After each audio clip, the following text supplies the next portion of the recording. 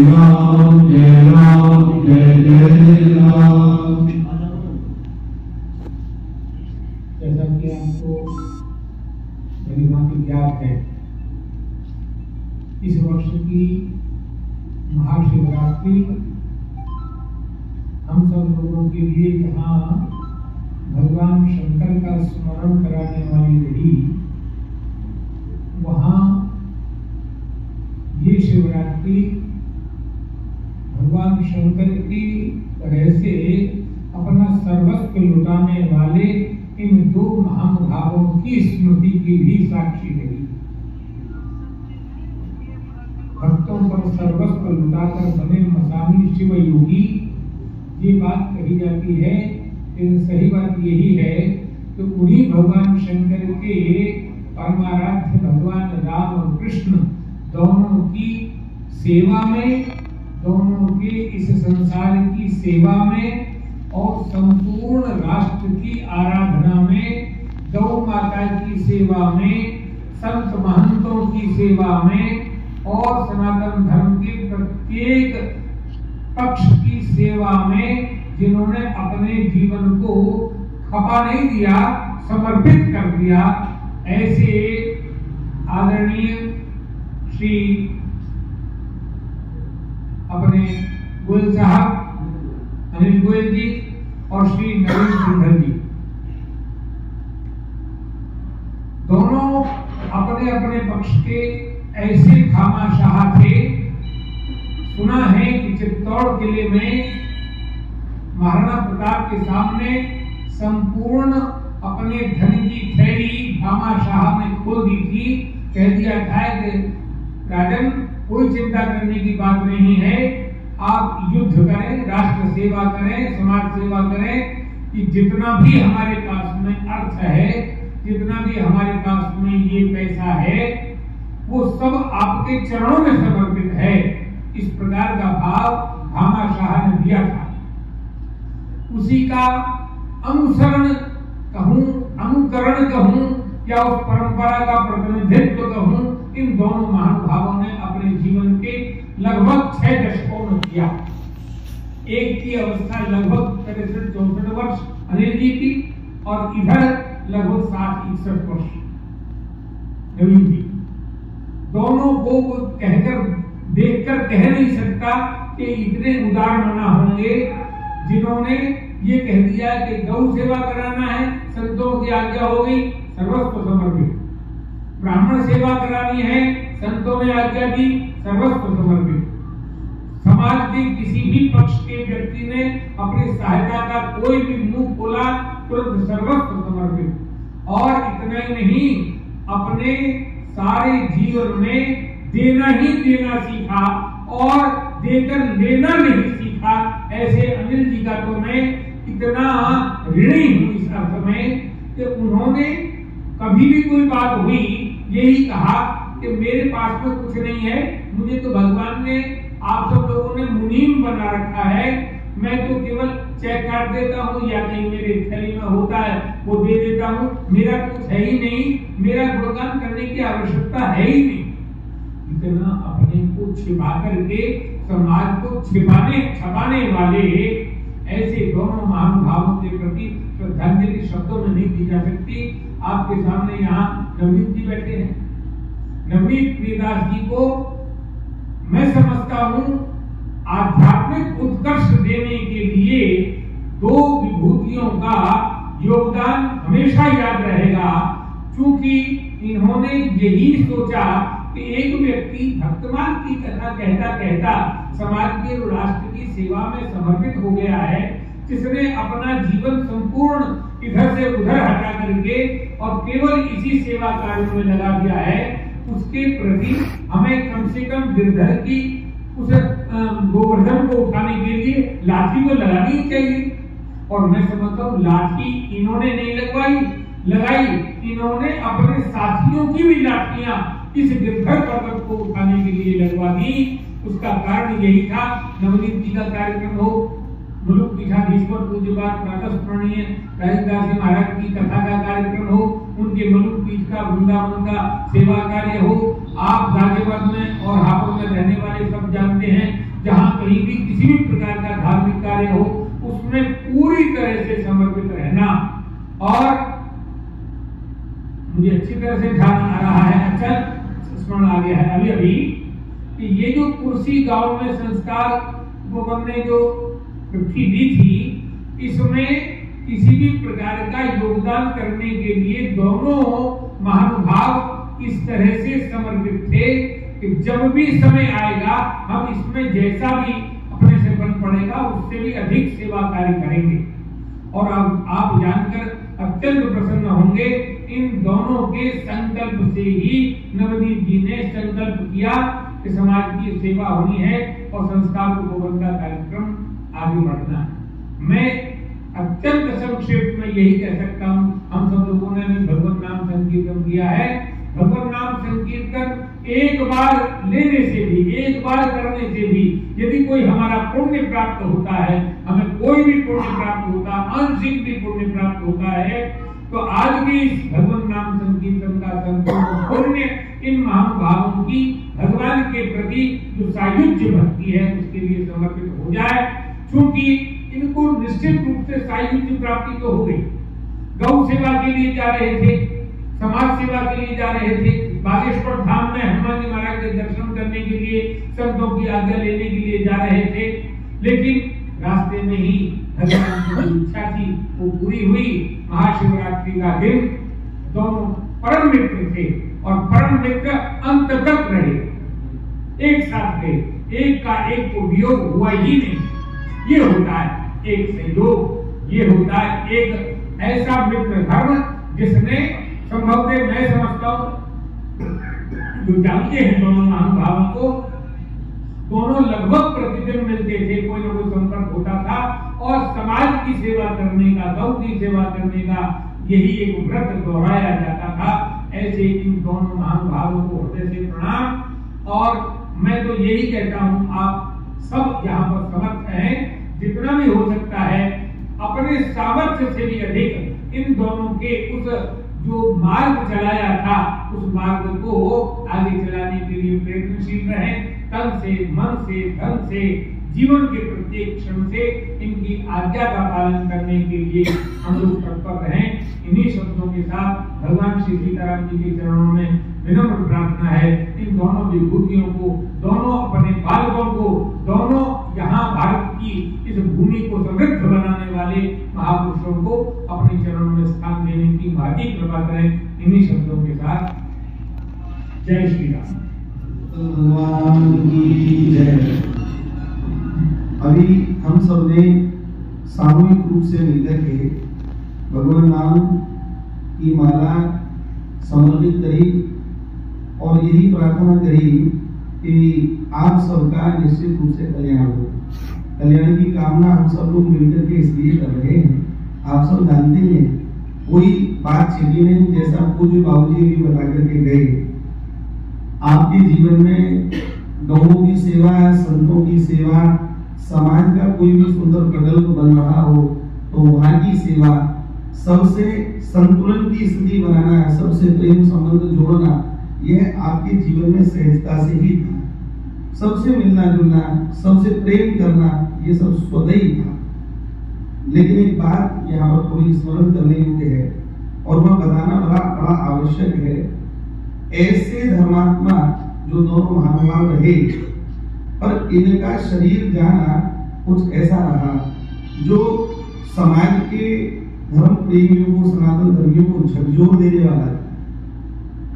तो मैं वहां आप लोगों को निवेदन करूं, देखो, प्रचारित बातों पर ज्यादा भरोसा नहीं करना चाहिए, प्रामाणिक बातों पर ज्यादा भरोसा करना चाहिए। आजकल बहुत खराब लोग जुड़ जाए तो वह प्रचार ऐसा कर देते कि लोग प्राय उनको स्वीकार कर लेते, जबकि वह बातें प्रामाणिक नहीं होती। तो शास्त्रों में प्रमाण दिया हुआ है, किसी भी जीवन की घटना को शास्त्र से जोड़ करके अगर देखेंगे तो सारी शंकाओं का समाधान हो जाएगा। कभी कभी धर्म प्रेमी लोग ऐसा उदाहरण दे देते हैं कि अरे देखो, इतने धर्म करने के बाद में भी और ऐसी मृत्यु, अरे। तो मैं आप लोगों को निवेदन करूं, व्यक्ति गया कैसे, इस संसार से गया कैसे, वह मायने नहीं रखता, वह जीवन जिया कैसे, ये मायने रखता। राजा परीक्षित, इनको सर्पदंश से, तक्षक के काटने से इनका शरीर हुआ। हमारे भक्तमाल में कथा आती है चोखा मेला जी की, परम भगवान के भक्त हैं, निरंतर नाम जप करते हैं। इतना नाम जप करते करते राजमिस्त्री थे, एक महल को बना रहे थे। महल की मिट्टी खिसक गई और उसमें दब गए चोखा मेला जी। कई महीनों में वो मिट्टी को बाहर निकाला। नामदेव जी ने अनेक शवों को देखा, पर एक शव को देख करके उछल पड़े। क्यों? बोले यही मेरा चोखा मेला है। बोले कैसे पता है? सैकड़ों शव पड़े हुए, चोखा मेला का कैसे है? तो कहा देखो, सबने कान लगा करके सुना, चोखा मेला की हड्डियों से भगवान का नाम प्रकट हो रहा है। जबकि मृत्यु कैसे हुई? दबने से। ऐसे ही श्री कृपालु जी महाराज, हमारे श्री बक्सर वाले महाराज जी, इनका भी शरीर इतने परम भक्त थे, पर एक एक्सीडेंट में, इनकी दुर्घटना में शरीर शांत हुआ। कितने कितने ऐसे पुराने अगर आप इतिहास को उठा करके देखें तो कृष्णदास जी अधिकारी, जो बल्लभपुर के महान पुरुष रहे, आज भी श्रीनाथ द्वारा में आप जाएंगे तो कृष्णदास अधिकारी की मोहर आज भी वहां के बही खातों पर लगती है। पर उन कृष्णदास अधिकारी का शरीर कुआं में गिरने से चला गया, लेकिन बाद में उन्होंने कई प्रमाण ऐसे दिए कि भगवान की लीलाओं में वो सम्मिलित हो गए। तो पहली बात, यदि किसी का शरीर कैसे जाए तो उसके कल्याण में किसी प्रकार का संशय नहीं। क्यों नहीं? जैसे कोई वर्मा जी किसी कुत्ता को पाल रहे हो और गले में उसके बेल्ट हो, और वह कुत्ता रास्ते में चल रही बस के नीचे आ जाए और उसका प्राणांत हो जाए, और वर्मा जी को पता चले कि भाई हमारा कुत्ता जिसने 5-10 साल हमारे घर में रहकर रुकाया, तो उसके लिए उसका मंगल का विधान करने के लिए वर्मा जी तुरंत तत्पर हो जाते। इसी प्रकार जिसने गले में भगवान की रस्सी बांध रखी है, ये पट्टा बांध रखा है, तो उसके कल्याण में कोई संशय है ही नहीं। जिस दिन शरणागति गुरु चरणों में हो जाती है, फिर सदगति की व्यवस्था, सदगति का सारा जिम्मा भगवान के स्वयं का ही होता है, स्वयं ठाकुर जी का होता है। इसलिए संशय करने की कोई भी आवश्यकता नहीं है। रही बात, एक प्रश्न और उठता है। एक प्रश्न में लोग कहते हैं कि अरे बहुत जल्दी चले गए, भगवान को लोगों को बहुत जल्दी उठा लेता है, बहुत अच्छे लोगों का कहाँ है, ऐसा भी प्रश्न रहता है। लेकिन ध्यान दीजिएगा, यह संसार जो मृत्यु लोक है ना, ये संपूर्ण मृत्यु लोक दंड का स्थान है। ऊपर के अच्छे लोगों में किसी से भूल हो जाती है, कोई अपराध हो जाता है, कोई गलती हो जाती है, तो उसको ऊपर से नीचे भेजा जाता है, जा ये जेल खाना है, तुझे इतना दंड मिलेगा, इतने समय से इतने समय तक तू यहाँ रहेगा और ऐसा ऐसा तेरे साथ में होगा। तात्पर्य आप लोग दुनिया में देखिए, यहाँ तो केवल इतना सुख है कि कुछ क्षण के लिए दुख की विस्मृति हो जाती है, बस इतना सुख है। अन्यथा ये तो दुखालय है, मृत्यु लोक है। हर व्यक्ति को कोई ना कोई व्याधि, विकार, परेशानी लगी हुई है, हर एक को लगी हुई है। लेकिन चूंकि दंड का स्थान है ना, इसलिए, लेकिन इस दंड के स्थान से कोई कम समय में जा रहा है। जैसे श्री विवेकानंद जी जल्दी चले गए, जैसे हमारे श्री शंकराचार्य भगवान जल्दी चले गए, इसलिए क्योंकि दंड का स्थान था। उन्होंने तो प्रचार करके अपनी लीला स्मरण करी, लेकिन यदि हम में से भी कोई अगर जा रहा है जल्दी, तो ऐसा न सोचे कि भगवान ने अच्छे लोगों को जल्दी बुला लिया। यह समझे कि दंड का स्थान था, इस दंड से मुक्ति मिल गई, अब करोड़ों करोड़ों वर्षों तक भगवान की सेवा में वो उपस्थित हो गए। ऐसा भाव आप सबको रखना चाहिए। तो संशय किसी प्रकार का नहीं हो, ये बात बतानी आवश्यक थी। जो व्यक्ति 15-15 दिन, 1-1 महीना के अखंड नाम संकीर्तन अपने घरों में करवाए, अगर बाबूजी ने कह दिया, हमने कह दिया कि बाबूजी वो संकीर्तन होना है, तो चिंता मत करो, भोज भंडारा सब हमारी ओर से। 2017 से और अब तक जितने भी उत्सव किए बाबूजी, श्री अनिल बाबूजी का, हम किसी से कहें या ना कहें, उनसे कहें ना कहें, अपने आप सेवा आ जाती थी और कहते थे कि भैया वो ठाकुर जी का जो भोग बनना है और सबको समर्पित करना है, वो अपने ठाकुर जी के जल्दी से सेवा जाएगी, वैसा कहते थे। हमारे बंसल बाबूजी बैठे हैं, ब्रजघाट गौशाला को देखते हैं। ब्रजघाट की गौशाला की अत्यंत दयनीय स्थिति थी, लोग बात कह करके भी नहीं जुड़ रहे थे। धर्म कर्म के कार्यों में लोगों का धन नहीं लगता। क्यों? क्योंकि कोई धन ऐसा आ जाता है जिसमें आसक्ति इतनी बढ़ जाती है, उस जीव को आने वाले समय में अपार कष्ट मिलने होंगे, उसकी धन में इतनी आसक्ति होती है कि वो नहीं समर्पित कर सकता। पर दयनीय स्थिति को कैसे उन्होंने ठीक किया, केवल एक बात अनिल जी की लाठी लगी, उस सारी गौशाला का कायापलट हो गया। ये आदर्श है। हमारे श्री नवीन भाई साहब, आप आश्चर्य करेंगे, ऐसे समाज में रहते हैं, प्रतिष्ठित समाज में, जहाँ लोग पाश्चात्य संस्कृति में डूबे हुए हैं, लेकिन कोई बात नहीं, तब भी माथे पर तिलक का रहना प्रतिदिन रहता है। जय कुमार बाबू जी बैठे हैं, अतुल देव जी बैठे हैं, सब लोग मित्र हैं, मित्र रहे आपके जो है, तो माथे पर तिलक लगाना। और तो और आजकल भोजन प्रसाद चूंकि सब सामग्री सभी को समर्पित कर दी जाती है, जो सिस्टम चल रहा है, पर आश्चर्य की एक अद्भुत बात, स्वयं भी प्याज लहसुन इत्यादि का ना खाना, भगवान को भोग लगा करके खाना, स्वयं खाना, पत्नी को खिलाना। और कहाँ तक है, किसी कार्यक्रम में यदि उनको पता रहता कि नवनीत भैया आ रहे हैं, तो पूरी की पूरी बारात में, पूरी दावत में प्याज का एक टुकड़ा नहीं आने देते थे। ऐसा आपका भाव रहता था, क्योंकि भैया नहीं खा पाएंगे, तो इतना इनका समर्पण रहता था। अनिल बाबू जी और नवीन बाबू जी, इनके जीवन की हम कितनी चर्चाएं करें। इनकी तो गुरु दीक्षा दास को एक ठाकुर जी की कृपा मिली। नवीन बाबू जी ने हमसे कहा कि कैसे भी मनुष्य पीठ सरकार के चरणों में आप हमको समर्पित करवा दो, तो आप और माता जी दोनों को हम लेकर के गए, उनके चरणों में आप समर्पित हुए, उन्हीं से गुरु दीक्षा ली, और आप दोनों गुरु भाई थे। मनुष्य पीठ वाले महाराज जी की कृपा आप दोनों पर थी। तो ऐसे महापुरुषों की कितनी चर्चा करी जाए, समय कम पड़ेगा, समय की मर्यादा है। तो एक एक घटना, एक प्रसंग ऐसा जो स्वयं छिप करके औरों को छपा दे। हमने पिलखुआ में देखा, श्री अतुल कृष्ण भारद्वाज जी की कथा चल रही थी 2018-19 की बात, तो मंच पर हमको बुलाया गया, हम लोग पहुंच गए, और मंच पर अनाउंस हो रहा था कि आज की कल के भंडारे की सारी व्यवस्था हमारे श्री अनिल गोयल जी की ओर से, वो मंच पर आए और महाराज जी से आशीर्वाद ग्रहण करें। अब अनिल गोयल जी को सब देख रहे हैं, अनिल गोयल जी आ रहे होंगे मंच पर अनिल गोयल जी तो वहां से नदारत थे। जब आरती हो गई संपूर्ण, तो मेरे जेब में फोन बजा अनिल जी का। मैंने कहा बाबू जी कहाँ हो आप? कि मैं कार पार्किंग में, कार में बैठा हूँ, तुम यही है? मैंने कहा यहाँ तो आपका नाम बोला जा रहा है, आप यहाँ क्यों नहीं आए? बोले नहीं, नाम आपके चक्कर में मत पड़ो, जल्दी आ जाओ, प्रसाद पाएंगे, साथ में बैठते हैं। तो वहां कार पार्किंग में एकांत में बैठे हुए थे। ये आदर्श है, लोग बात इतना देते हैं और इतना नाम चाहते हैं, उन सब लोगों के लिए आपने आदर्श जीवन जिया, और वास्तव में ऐसे जन की किसी भी प्रकार से कुगति हो, ऐसा संभव है ही नहीं।